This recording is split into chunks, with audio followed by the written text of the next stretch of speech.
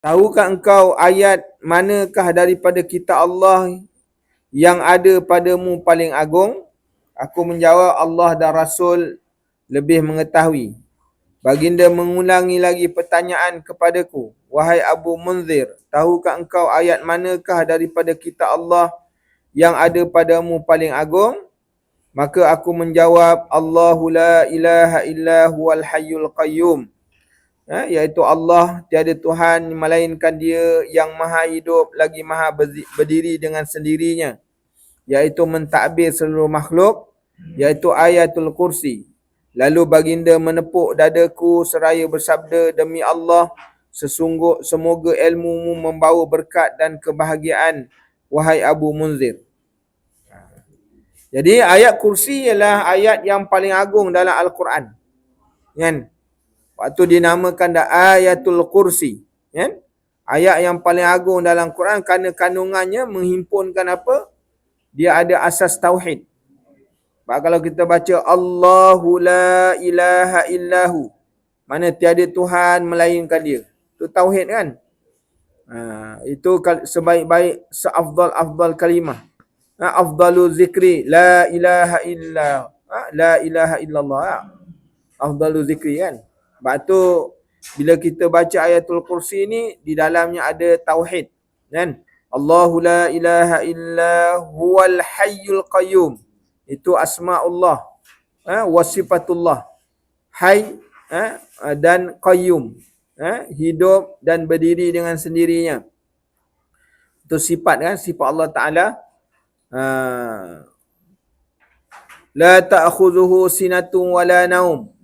Itu nak menunjukkan Allah Ta'ala tu istighna kan. La ta'khuzuhu sinatun wala naum. Allah Ta'ala tak mengambil faedah kan. Allah Ta'ala tak mengambil manfaat. Itu istighna. Baca la ilaha illallah, dalamnya ada istighna. Terkaya Allah Ta'ala kan. La ta'khudhuhu sinatun wala naum lahu ma fis samawati wa ma fil ard. Itu nak menunjukkan Allah Ta'ala yang bersifat dengan sifat makna perkuasa. Itu sifat ma'ani kan. Jadi kalau kita baca ayatul kursi tu, dia ayat yang menerangkan tentang tauhid belaka. Kan? Satu ayat tapi di dalamnya ada tauhid. Menghimpunkan sifat-sifat kesempurnaan Allah Ta'ala, iaitu sifat kamalat Allah Ta'ala. Dan guru yang baik menggalakkan pelajar berfikir melalui kaedah soal jawab sebelum memberi jawapan. Sebab tu Nabi dia tanya dulu Abu Munzir, tahu tak engkau dalam Quran ni yang ada pada engkau ni ada, kau tahu tak mana ayat yang paling mulia? Jadi Nabi soal lagi. Dia tak dapat jawab, Nabi soal lagi. Jadi dia berfikir, ayat yang baik ni dibagi jawapan. Ini adab seorang penuntut lah. Penuntut ilmu hendaklah beradab, iaitu merendahkan diri. Mana sebagai seorang penuntut, dia jangan tergesa-gesa. Jangan tergesa-gesa jawab. Itu adab kan. Adab bila kita dengan guru, bila guru tanya, jangan, saya tahu Ustaz, angkat dua tangan. Ustaz tangan dia. Itu adab yang kita kena jagalah. Kerana apa? Adab ini lebih susah daripada menuntut. Kan? Nak menuntut ni senang. Tapi nak melaksana adab ni payah. Kan? Itu sebabnya adab sebelum ilmu. Banyak orang yang ada ilmu tapi tak beradab. Kan? Itu sebab dia jadi masalah. Kan? Keberkatan tu tak ada. Jadi dengan sebab itu mesti kena adab tu. Kan Allah Ta'ala, dia Nabi kan menyebut dalam hadis, Addabani Rabbi fa ahsana ta'dibi. Mana Allah Ta'ala mengadabkan aku sebelum dia mengajar. Kan? Jadi nak menunjuk pada kita, adab tu dulu. Jadi kalau kita belajar, kita menuntut ilmu, kita dapat ilmu tapi adab tak ada makna. Sebab apa? Nabi sebut begitu. Allah Ta'ala mengadabkan Nabi dulu dengan akhlak yang mulia. Kan? Hatta ketika mana datangnya pemuka Yahudi, pemuka Yahudi datang, Nabi suruh duduk atas. Di atas kanabah. Kanabah ni kursi panjang. Orang Arab ni ada kursi panjang. Dia letak tilam atas tu. Nabi suruh duduk atas. Nabi duduk bawah. Oleh kerana dia tu pemuka Quraisy, pemuka Yahudi, dia tu orang besar, Nabi suruh di atas. Kau duduk atas, aku duduk bawah. Itu menunjukkan apa? Adab. Kan? Maknanya tak salah kita memberi penghormatan kepada orang besar. Orang yang ada kehormatan, tak salah. Kan? Nabi bila datang ibu susuan dia tu, Nabi mengambil imamah dia tu, lalu membentangkan imamah dia, suruh ibu dia duduk. Kerana memberi penghormatan. Itu adab. Kan? Sebab tu kita kalau hendakkan berkat, nak dapat ilmu, adab jaga dulu. Kan? Ini yang disebutkan. Sebabnya bila kita dalam menuntut ilmu ni, hendaklah beradab, merendahkan diri dan tidak tergesa-gesa. Itu sebabnya di dalam menuntut ilmu, kalau kita belajar dalam bab adab, seorang pelajar dia tidak boleh bertanya kepada guru sebelum diizin.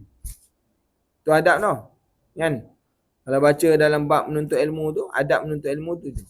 Dia tak boleh tanya, Ustaz, Tuan Guru, Cikgu, dia tak boleh. Dia mesti guru kata, siapa ada soalan? Kan? Saya ada soalan, Ustaz. Kan? Guru belum buka soalan lagi. Kan? Dan kita tidak boleh adab bila kita menuntut ilmu. Contoh, ini contoh dalam bab ilmu. Kita tidak boleh memotong perkataan guru. Kan? Guru tengah cakap, saya nak tanya. Tak boleh. Kerana pada waktu itu, guru tu diturunkan futuh. Dibukakan futuh dia. Jadi di tengah cakap tu, kerana tu ilmu tengah datang. Engkau soal aja, ilmu tu hilang. Dia kata, mana aku nak sambung balik ni. Kan? Dia hilang. Tu tak boleh. Tu adab tu. Kan? Sebab tu dalam Islam, orang barat dia tak kira, orang tengah cakap dia potong. Tak boleh, dalam Islam tak boleh. Itu sebabnya para sahabat ini, bila Nabi tanya, dia punya adab dia merendahkan diri. Ya Rasulullah, saya tak tahu ya Rasulullah. Allah wa rasuluhu a'lam. Allah dan Rasul lebih mengetahui. Kan? Ketika mana Nabi pernah bertanya kepada sahabat kan, pada sahabat. Jadi kebetulan jawapan yang Nabi tanya tu Ibnu Umar tahu kan. Nabi tanya sahabat-sahabat yang tua-tua. Ibnu Umar waktu tu masih kecil, dia tahu jawapan tu. Ya. Tapi Ibnu Umar tak nak jawab kan, kerana beradab dia dengan Nabi sallallahu alaihi wasallam.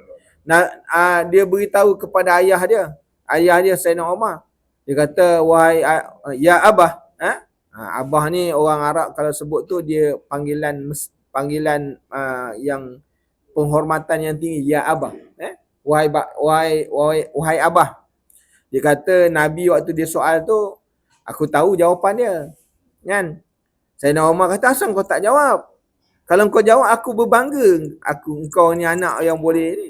Dia kata aku tak nak jawab. Kan? Jadi itu kerana apa? Beradab dia dengan Nabi SAW. Maka seorang penuntut ilmu, dia jangan tergesa-gesa dalam memberikan jawapan apabila dia tak pasti. Maka ilmu yang sebenar ialah ilmu yang membawa berkat dan mendorong seorang itu semakin dekat kepada Allah. Jadi bila kita belajar ilmu, kita menuntut satu ilmu, khususnya ilmu agama, bila kita belajar ilmu, kita makin dekat dengan Allah. Bukan lagi kita sombong, lagi jadi riak, tak. Kan? Bila kita belajar ilmu ni, ilmu Allah Ta'ala, kita lagi dekat dengan Allah Ta'ala. Maka penghargaan terhadap pelajar yang berjaya menjawab dengan tepat merupakan sebahagian daripada sunnah pendidikan. Kan? Jadi, kalau sekiranya contoh kita tanya anak-anak kita kan, anak kita boleh jawab. Sebagai pendidik, dia kena bagi ucapan. Tahniah, awak memang pandai. Itu tak salah. Dia tu sebagai penghargaan atau sebagai motivasi. Kan? Sebab tu Nabi SAW bila Abu Munzir ini boleh menjawab Nabi punya soalan, Nabi pun menepuk dada dia. Sebab dekat sini dia dada ni as-sadrun ni, dada ni tempat ilmu. Kan? Tepuk di dada, kan? Tepuk dada. Nabi tepuk dada dia sebagai tanda penghargaan dan kasih sayang, dengan jawapan yang betul serta meningkatkan motivasi dan keyakinan. Itu cara, kan? Cara dalam Islam ni, kan? Dan membaca menghafal ayatul kursi merupakan amalan yang sangat dianjurkan dalam kehidupan seorang Muslim. Kerana apa? Kerana ayat kursi ni dibaca selepas sembahyang fardu dan sebelum daripada tidur. Ni amalan lah yang kita kena buat. Kerana man qara'a ayatul kursi dubura kulli salatin maktubatin lam yamna'ahu min dukhulil jannah illal maut. Maknanya siapa yang membaca ayat kursi setiap kali, maknanya selepas daripada sembahyang, tidak akan menghalangnya masuk syurga melainkan mati lah. Makna selagi dia tak mati tu, dia tak boleh masuk syurga. Tapi kalau dia mati, maknanya tidak ada balasan yang baik bagi orang yang mengamalkan ayatul kursi lepas daripada sembahyang, sebelum daripada tidur, melainkan syurga. Itu maksud dia. Jadi hadis ini nak melihatkan kepada kita tentang keagungan ayatul kursi, sebagai ayat yang paling mulia dalam Quran, kan? Kerana di dalam ayat ni menerangkan tentang keesaan, tentang kesempurnaan Allah, dan sifat-sifat sifat-sifat yang sempurna bagi Allah Subhanahu Wa Taala. Jadi mudah-mudahan kita dapat beramal lah dengan ayatul kursi ini. Ayat yang pendek, hanya satu ayat aja, tapi dia punya isi yang besar, kan? Jadi jangan tinggalkan lepas sembahyang baca, kan? Lepas sembahyang 5 waktu, lagi banyak kita baca lagi bagus. Sebab apa? Orang yang membaca ayatul kursi ni, kalau dibaca tiap-tiap hari, dia akan terlindung daripada gangguan syaitan.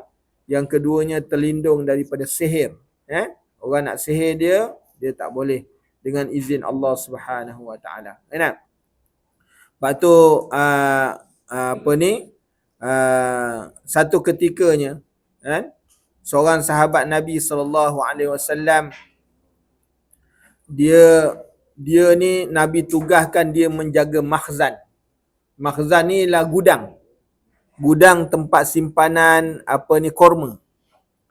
Jadi waktu dia menjaga ni, satu malam orang masuk dalam makhzan ni, dalam gudang ni. Jadi bila dia masuk, dia ambil barang, kan? Tapi malam tu dia tak tangkap. Dia kata kalau sekiranya dia masuk lagi, aku akan tangkap, kan? Dia pun cerita dengan Nabi besok dia. Dia kata, wahai Nabi, malam tadi orang masuk dalam gudang, tapi aku tak tangkap dia. Kata Nabi, malam ni dia datang lagi. Wahai Nabi, kalau dia datang lagi aku tangkap, kan? Jadi memang betul Nabi cakap tu. Malam tu orang tu masuk lagi. Jadi dia tangkap. Dia tangkap orang tu. Dan orang tu merayu-rayu. Lepaslah, aku susah ni, tak makan apa. Dia pun lepas kerana kesian. Jadi besok dia ceritakan lagi kat Nabi, wahai Nabi, semalam aku tangkap dia, tapi dia merayu aku lepaskan. Nabi kata malam ni dia datang lagi, kan? Wahai Nabi, kalau dia datang lagi aku tangkap, aku tak lepas.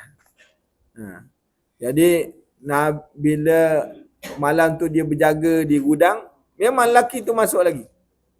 Seperti mana Nabi beritahu, dia pun tangkap. Dia kata, dia merayu-rayu, dia kata hari ni aku tak lepaskan kau. Dia kata engkau lepaskan aku ajar engkau satu ilmu, kan? Kalau engkau lepaskan aku ajar kau satu amalan. Dia kata apa? Kalau sebelum tidur kau baca ayatul kursi atau kau baca ayatul kursi, nasaya engkau terhindar daripada gangguan syaitan. Lalu dia pun baca Allahu la ilaha illa huwal hayyul qayyum la ta'khudhu sinatun wala naum sampai habis. Lepas dia dilepaskan, besok dicerita dengan Nabi. Dia kata, wahai Nabi, malam tadi ada orang datang, aku tangkap, aku tak lepaskan, tapi dia merayu dan dia ajar aku satu amalan. Nabi tanya, apa amalan dia? Dia suruh aku baca ayatul kursi. Nabi kata, sesungguhnya